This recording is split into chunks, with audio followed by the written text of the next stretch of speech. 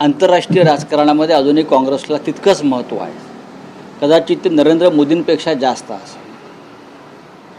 आणि या युद्धासंदर्भात भारतानं भूमिका मांडणं आवश्यक आहे, हे मी मगाशीच सांगितलेलं आहे.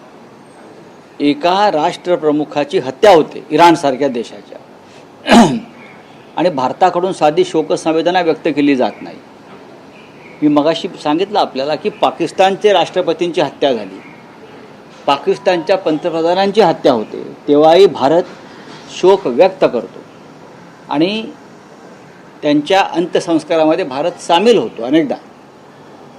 मग इराणच्या बाबतीमध्ये असं काय आहे की इराण देशाचा आपला मित्र असताना, त्याच्या राष्ट्रपतीची हत्या झालेली असताना तुम्ही साधी शोकसंवेदना व्यक्त करायला घाबरताय, हाच एक मुद्दा आहे.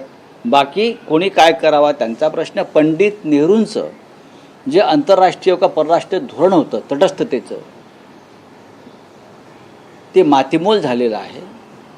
आणि भारताचं सरकार, भारताचे पंतप्रधान अमेरिका आणि इस्रायलच्या हातची कठपुतळी झालेली आहे, हे ह्या सगळ्या घडामोडीत स्पष्ट दिसतंय.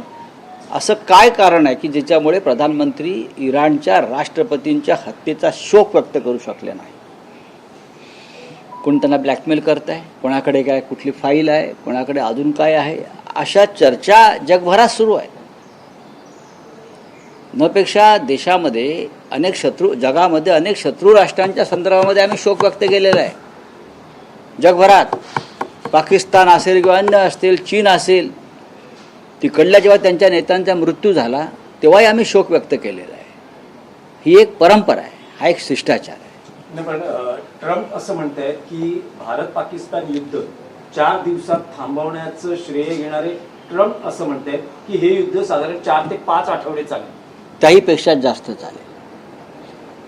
अमेरिकेला किंवा रशियाला अफगाणिस्तानबरोबर सुद्धा युद्ध करता आलं नाही शेवटपर्यंत आणि त्यांना तिथून गाशा गुंडाळावा लागला.